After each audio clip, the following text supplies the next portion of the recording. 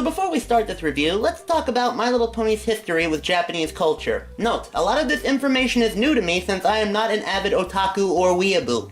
Ever since the franchise's inception with the original toy line in the 80s, the toys would then get a Japanese makeover with these variations of ponies known as the Takara ponies, since Takara was the Japanese company responsible for the foreign releases of the franchise, along with other Hasbro regulars like Transformers. But nowadays, these kind of toys rack up a ton for collectors on eBay. Jump forward to the FIM era of ponies, and we have several references to manga and anime in the show. Several animes have done parodies of MLP. Applejack is the most popular pony amongst Japanese audiences. Vocaloid idol Hatsune Miku has gotten a Pony Sona figure. There are these content creators online called VTubers, and some of them are avid and admitted bronies and Pegasisters. And of course, today's subject, the official My Little Pony manga. With licensing from Hasbro, these books were put out by Seven Seas Entertainment, who funny enough also put out a few manga based on Hatsune Miku. Now as for the story of this manga, it takes the slice of life comedy style much like the MLP FIM comics, which is perfect for the My Little Pony franchise. Now, this manga consists of 3 volumes, and each volume is made up of 8 chapters, so for the sake of this review, I'll be going over the first volume. So chapter 1 involves Pinkie helping Twilight clean her library. She comes across the magical mirror from Equestria Girls, and Pinkie then talks to another Pinkie. After the mirror Pinkie offers some delicious sounding treats, she wanders into the mirror but ends up in one of many infinite realities. In this case, she ends up in a zombie outbreak world similar to 28 Pranks Later. Rainbow-colored mouths and hunger for cookies and everything. While Twilight and Spike try dimension hopping in the mirror to try and find her and save her, including worlds of giants, dinosaurs, and a harem of rarities. Spike, you lucky dragon. Pinkie ends up getting saved by Dr. Hooves and his companion Derpy in their muffin-shaped TARDIS. Twilight decides she'll use a magical spell to bring her back, but she accidentally summons a plethora of Pinkies, much like too many Pinkie Pies, including the Equestria Girls Pinkie and, horrifyingly enough, G3 Pinkie Pie. Luckily, Dr. Hooves and Derpy bring their Pinkie back, and they're able to take all the other Pinkies back to their respective worlds. Chapter 2 has a story involving Pinkie Pie showing Princess Celestia around Ponyville because Twilight got herself and Spike turned into stone due to a spell that went wrong. Like the first chapter, they really like putting in humor on display, and it really works. There's plenty of references to anime, other pony stuff, and pop culture in general, from Pokemon to Stephen King's It. And even those claw games that are very popular in arcades. And apparently Celestia gets so peeved at losing this so many times, she sends it to the moon. Another thing that I really liked were the interactions between the two leads. It's cute seeing Pinkie and Celestia hanging out and having fun, like putting silly hats and a fake mustache on Twilight's statue form. Plus, it's also fun to see Dr. Hooves and Derpy show up again at the end of the chapter. Chapter 3 is a rarity story, as she gets a letter from Celestia. She has a very important client who's coming who could potentially hook her up with a new location for a boutique. But lo and behold, the client is the Smooth, who naturally makes a mess of her shop. But with the help of Spike and Sweetie Belle, she manages to make a suit for the Blob. Also, it turns out that the letter was actually from Discord, not Celestia. I thought this was a very cute story that utilized Rarity, Spike, and Sweetie Belle's dynamics very well. They have really good chemistry, and it's sweet seeing Rarity know the task will be difficult, but she perseveres like she always does because she's a professional. Plus, the ending reveal of Discord is perfect. After Rarity begins to feel bad about not getting another boutique, Discord lives up to his promise and gives her another one. It's just that this one's upside down. It's what Discord does best, trolling ponies. On to Chapter 4, which has a very simple setup. There's a Critter Appreciation Day going on in Ponyville, and Fluttershy has to give a speech. But knowing Fluttershy, she gets stage fright and hides in her shed. Not her house, her shed. So the rest of the story is the main 6 trying to help her out. Applejack tries luring her out with food, Twilight tries explaining her phobia with a psychology book, Rainbow Dash tries breaking the door in with her head. Which is funny because that's what Lauren Faust originally wanted Applejack to do while she was apple bucking, until the censors stepped in and said that they didn't want children recreating running headfirst into trees. Pinkie Pie tries using Angel Bunny to lure Fluttershy out while giving him a pirate voice, and so on and so forth. I really liked this chapter because it uses the main 6 to good effect, using their usual clashing personalities to try and help out their friend. Ultimately, Fluttershy compromises with her friends, and she does give the speech, but from inside her shed. So I gotta say, when they first showed Fluttershy inside of her shed, I couldn't help but be reminded of Pony.Mauve.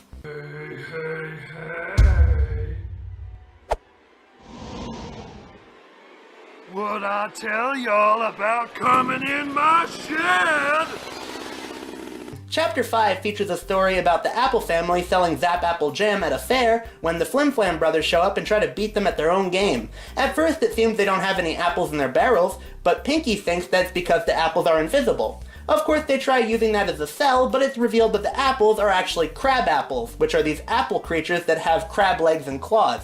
Flim and Flam bail while the apples hang back to take care of these creatures. What I really liked about this chapter was how it felt like an actual episode of the show. Much like the other chapters of this manga, or in the comics, you could easily imagine this being a real episode of the series. Plus, it's great to see character detail like Flim and Flam's usual con man ways, and Filthy Rich's relationship with the Apple family. And if you're wondering what happens to Flim and Flam at the end of the chapter, they end up getting some car trouble, and the crab apples end up running right back to them after Applejack offers the crowd some baked crab apples. After that, we get Chapter 6, which takes place at a flea market, and follows every brony's cross-eyed fan favorite, Derpy Hooves. As you'd expect, she bumbles around and wrecks a lot of stuff, but Rainbow Dash tries to keep her out of trouble, much like the opening to last roundup. But soon, Derpy meets up with Zecora, and she just so happens to have a monkey's paw, or here a dragon claw, that grants Derpy's wish of being able to fly like Rainbow Dash.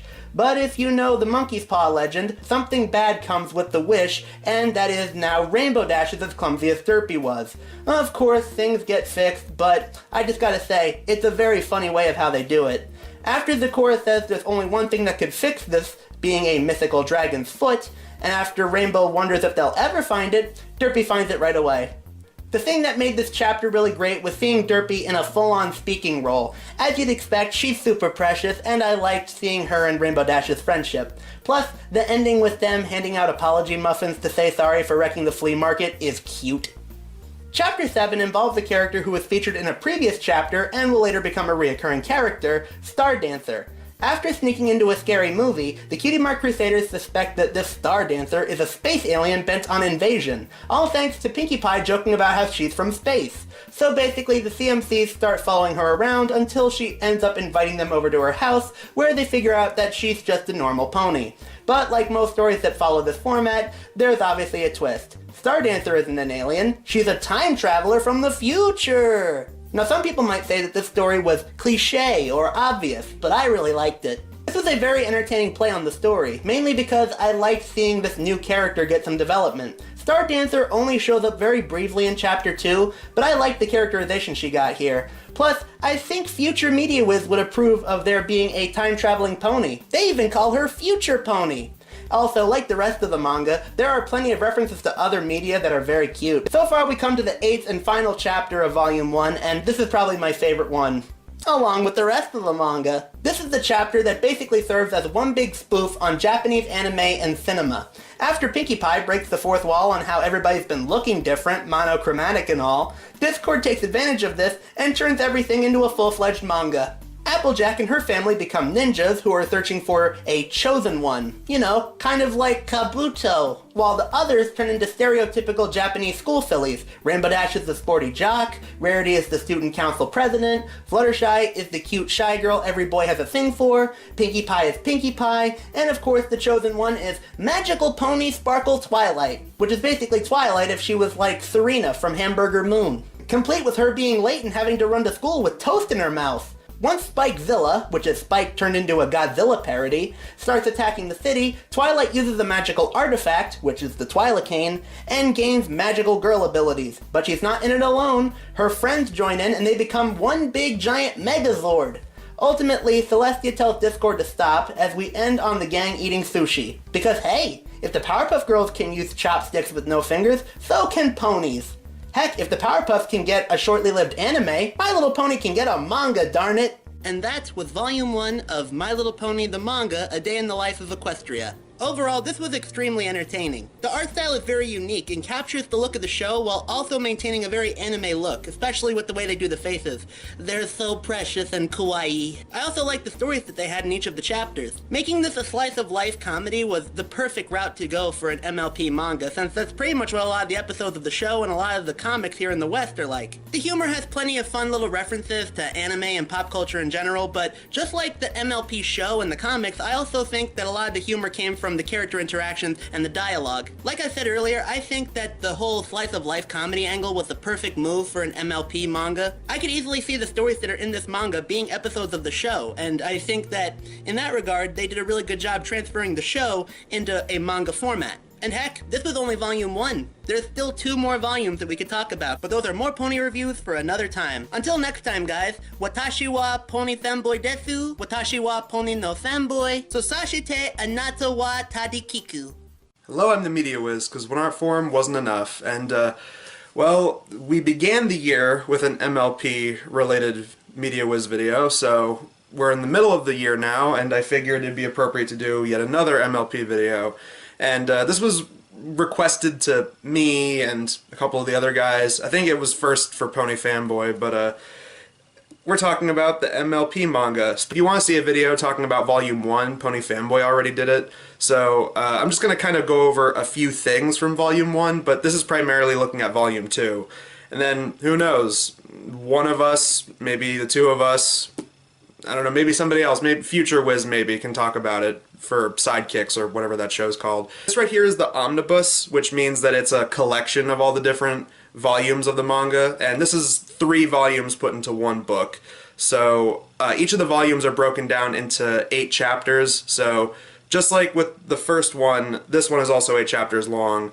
But unlike the first one, this is actually a continuing story, and each chapter has this overarching story that goes from chapter to chapter, versus the first one, which was just kind of a series of different stories interspersed in between each other, though they actually do carry over certain things from the first volume into this one. The biggest thing that they continue is they bring back Dr. Hooves and Derpy as their Doctor Who parody, basically.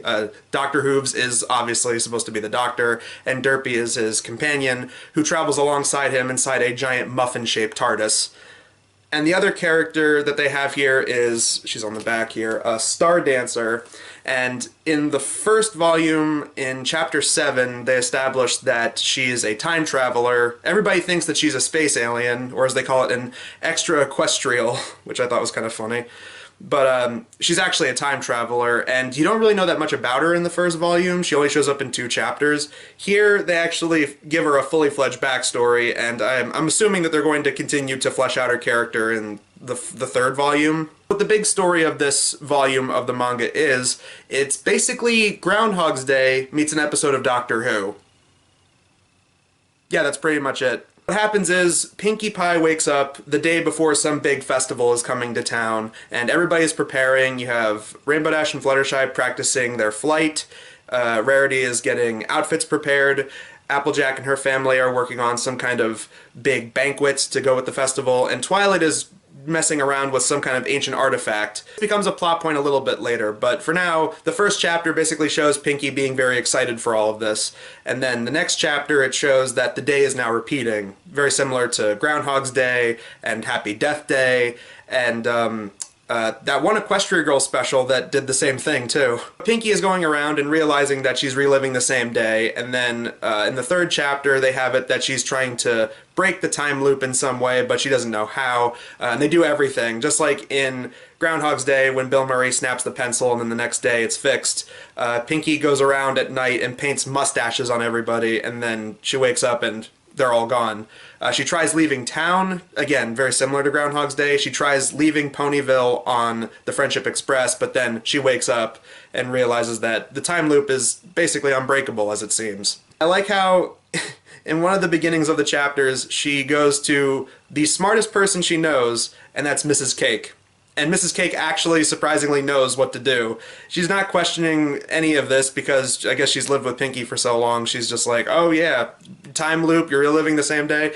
Well, did you mess with some kind of ancient artifact, dearie? And Pinkie realizes that the ancient artifact is the mechanical ball thing that Twilight was examining. So Pinkie goes to Twilight, and Twilight thinks she's crazy at first, but then she unloads all this information that she's learned over the same repeating day that's been going on for God knows how long. And so Twilight believes her, and just as they start to get somewhere, day resets again. And when she organizes all of her friends to try and help, Pinkie says everything that they're about to say, and my favorite thing is that she's got this so down-packed, she actually repeats various things that Rainbow Dash was going to say. There it is right there. I just wanted to highlight that. That's really funny. Wonderbolts, Sonic Rainboom, Banana Pudding. Also really clever is in the previous chapter, they try to ask Celestia for help, and how they do this is not by writing Celestia a letter or anything like that, asking if she can come over as soon as possible. Pinky kidnaps Celestia and Luna in a sack. And what's funny is when the day resets, it shows that Pinky has to go back to Canterlot and kidnap them again. And in the little corner, there's a little bubble that says attempt number 16, implying Pinky has done this so many times. And she's dressed as a ninja, and she's plummeting on top of Celestia, and she's just like, "Oh, hi, Pinkie Pie," and Pinky is donned in ninja attire with a butterfly net. This is one of those things where I'm like, alright, yeah, for the sake of the story, I get it, you know, that Celestia and Luna, despite being essentially gods in this show's canon, they don't know how to break this simple time loop. And Twilight, who is the Princess of Magic, of course she can't figure it out either. And they even consider asking Discord, but Twilight and Celestia say, that might be a little risky. And I'm like, you know what? Discord has, like, phenomenal cosmic power. If anybody can fix this, it might be him. But, of course, then we wouldn't have a story. And also it's revealed that it's not really magic like Twilight's, it's science magic like Dr. Who's. So Pinky then goes to the doc and Derpy, and they say that they might be able to help no matter how many times the day keeps resetting, because Pinky remembers that the first day of this time loop, before everything started repeating, she saw Dr. Hooves and Derpy wandering around when Applejack was, you know, pushing an apple cart. So she thinks that maybe they can help. So she goes to them, and they deduce the juice that it must be that Star Dancer character, because Pinky thought that she was a space alien, but then they go to her house, and it seems normal at first, but then they end up wandering into a pocket dimension that she created, which is proof that she's a time traveler. And the Doc also knows this because he recognizes a lot of her technology is similar to what we can only assume is Time Lord technology. So once they get to this pocket dimension, which is basically a giant office building kind of thing with like a creepy laboratory in the back room, we find out that Star Dancer is working for the arch nemesis of Dr. Hooves, who is the Professor, or as she calls him, the Master. Now, that might be an unintentional reference. That might be completely intentional. Either way, I thought it was really funny. You know, it's like, oh, it's another Time Lord pony who comes from space and time and big ball of wibbly-wobbly, timey-wimey stuff.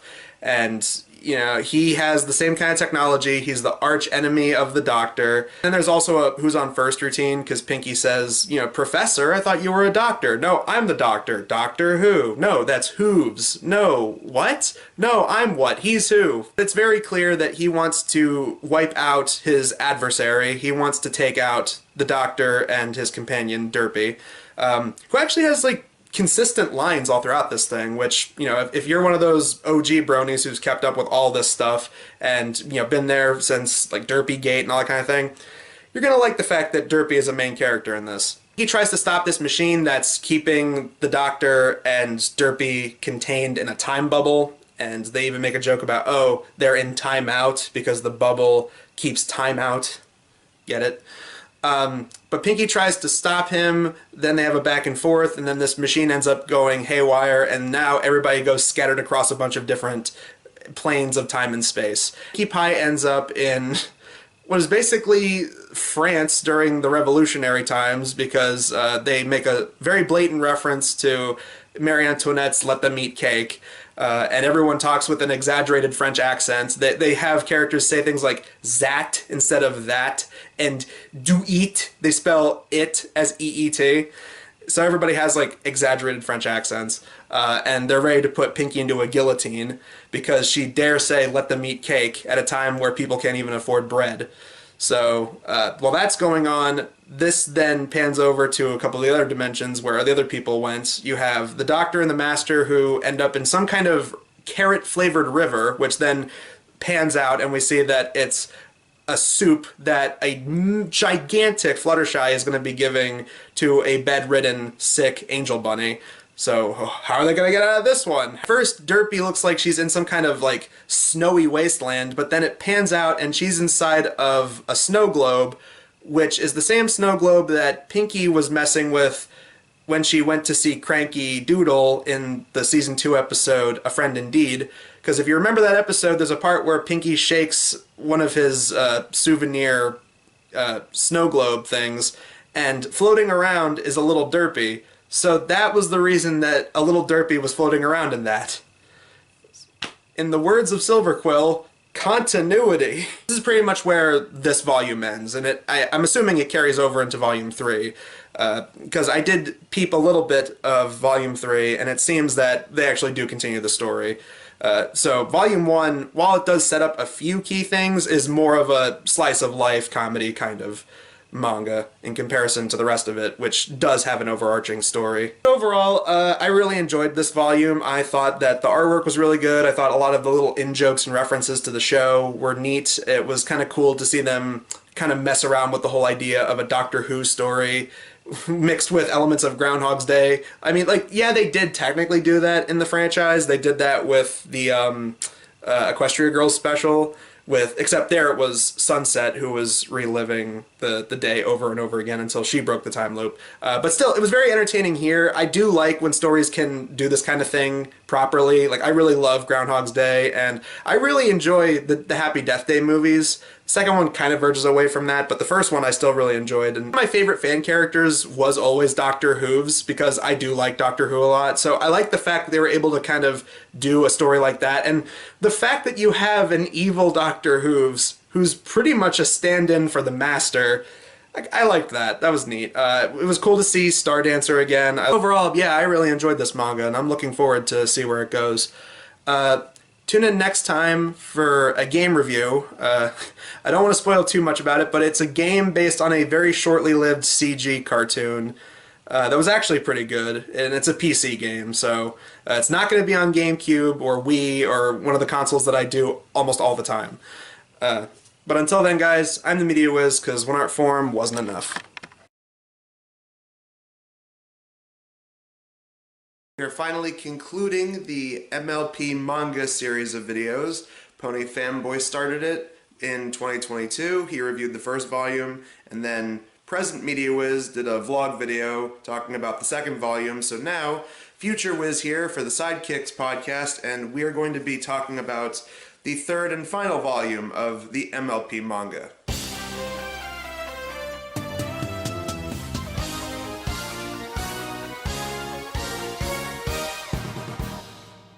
First of all, I just want to highlight that when Media Wiz did his video, he talked about 8 chapters.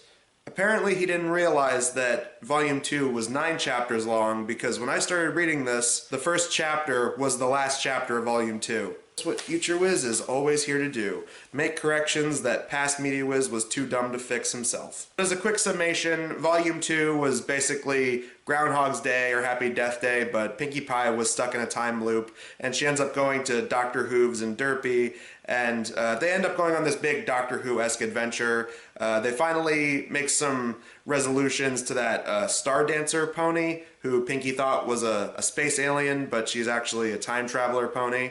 And Pinkie ends up breaking the time loop because at the end of Volume 2, she ends up going to Equestria's equivalent of ancient Egypt, and she inscribes that something tells her about the incoming time loop, and she ends up breaking it. And then I think they kind of hint at the fact that maybe Twilight gets stuck in a time loop at the end. So it really is like the ending gag from Happy Death Day 2. I also like how they end that volume with Star Dancer ends up getting put into some kind of big interstellar, intergalactic time prison for her crimes and aiding the Master. But then the Master pony shows up and breaks her out, and it has this kind of, oh, another day, another dungeon kind of feel. It's like, oh, those two, they're up to no good again. In the first chapter of this final volume, Fluttershy has a scavenger hunt going on, and Discord just breezes through it. He finds all the items just by simply snapping his fingers because he's Discord. And her friends thought that was a real dick move, and they say, oh, well, that takes away from the fun of a scavenger hunt. And then we jump forward, as they put it, many moons later, and we see everybody looks like they do in the very last episode of the show, and everyone's super old now. And then Discord shows up out of the blue and says that he has a little scavenger hunt for them. because he went back in time and took away the elements of harmony in that first episode where Nightmare Moon showed up, and they really needed to get the elements of harmony to help defeat her. It's pretty much implied that Nightmare Moon sent Celestia to the sun, because at one point it shows Celestia getting a tan, and she's like, I can't wait to go back to the Earth and show everyone my tan, especially my sister.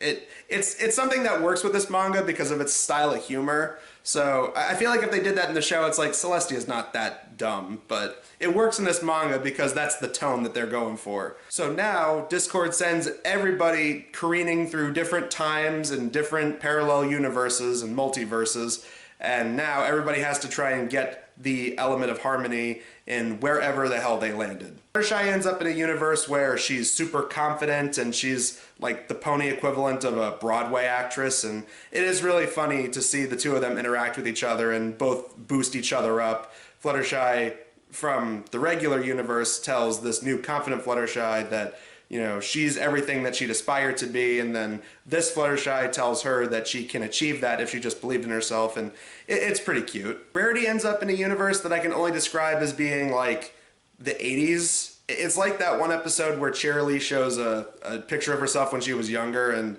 they comment how, oh, look at her fashion sense, look at her hair, oh, it's so 80s. That's pretty much what everyone looks like in this universe, and it's probably the funniest looking designs out of every one of the chapters. Pinkie Pie ends up in a comic book type universe where Twilight is a masked vigilante by night called the Somber Twilight, and all of her friends are her comic book arch enemies in this universe. The Apple family are like some street gang called like the Bad Apples or something like that, and Spike is just Spike, except it's with a Y instead of an I. And then Pinkie comes across her alternate universe counterpart, and she's pretty much supposed to be like Harley Quinn because she's dressed up in a, you know, villainous Joker's jester outfit. So honestly, I thought she looked less like Harley Quinn, and she looked a lot more like Pomni from Amazing Digital Circus. Rainbow Dash ends up in a universe where her wing got damaged, and she wasn't able to complete some kind of big Pegasus event. It wasn't the Sonic Rain Boom because she's still clearly older, everyone still has their cutie marks, but the two of them come across each other, and I like how, of course, the different Rainbow Dashes are constantly competing with one another to try and one-up each other. They even have a race at the end of the chapter to see who's the faster Rainbow Dash, and that was pretty entertaining. I like how Rainbow Dash and Rainbow Dash are so on the same wavelength, they immediately know that Discord was responsible for it. Like Rainbow Dash says, yeah, it's a long story, I don't know how to explain it. Discord, Discord. I like that. That seemed like something Rainbow Dash would totally say if she did come across another version of herself. To call back to volume 1 of the manga, Applejack ends up in the manga anime parody universe from the end of the first volume that Discord created, and she comes across her ninja counterparts and like the sort of Naruto-esque version of her family. Twilight ends up in G1 trying to find her element of harmony. She ends up in the episode where T-Rex showed up and was turning ponies into dragons, or striodons as they called it. She comes across Generation 1 Spike, and of course they become instant best friends, and that was pretty cute. I like how all the ponies in G1, even though they do give them a slightly more anime-esque art style because it's a manga, I like that they are still able to differentiate the G1 ponies from the G4 characters. I thought that was pretty good. But I like that none of the G1 characters can tell their iterations Twilight versus the G4 Twilight. So basically, Twilight goes on this huge adventure. She goes along with the G1 characters as they try to stop T-Rex, and they unleash, you know, the first ever friendship rainbow laser that defeats him. Again, easily one of the best parts of that G1 special. They turn Scorpan back into a prince because that is also what happens in that special. And Twilight gets her element, and then she goes back to her proper timeline. And I like how the end of the chapter, they have a statue built in honor of Twilight, and then their generation's Twilight's like, did I always look like that? And then once everybody ends up in their proper timeline, they show up and defeat Nightmare Moon and turn her back into Luna. Everybody gets aid from their alternate universe counterparts, which is also pretty neat. They turn Nightmare Moon back into Luna, and the timeline is officially put back on course. And I like how of all things, they decided to end with the ponies basically regenerating again. And the very last panel you see is everyone turns into their Pony Life counterparts. For anyone out there that still remembers Pony Life. You know how everyone calls like newborn cuties and crap like that MLP G3.5? Is it fair to say that Pony Life can be considered MLP G4.5?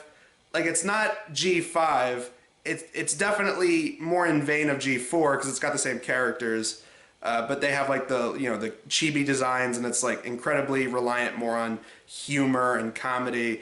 Is it fair to call Pony Life G4.5 as like a nickname? Next thing you know, then G5 was on its way, and the G5 comics are connected to G4, and they try to give some backstory there. But that's a video for another day. I do like the first one for how seemingly disconnected all the stories are. It feels like an anthology. But I did like the second volume for having a very Doctor Who-esque kind of story, definitely playing up the whole Doctor Who's character and his relationship with Derpy. And they did a good job fleshing out that Moon Dancer pony character. I did like her, and it was interesting to see a master pony. I thought that was kind of unique. And I really did like the third and final volume a lot. I really liked the different alternate realities and different timelines. You could definitely tell the writers were having fun with that. All the different versions of the main six, them all interacting with themselves. Out of all the chapters, I really enjoyed the G1 chapter with Twilight the most. I really did like them playing with like, oh, what if a G4 character was in this special from G1? And they went with the one that everybody remembers. So this concludes the trilogy of reviews in regards to the MLP manga, A Day in the Life of Equestria.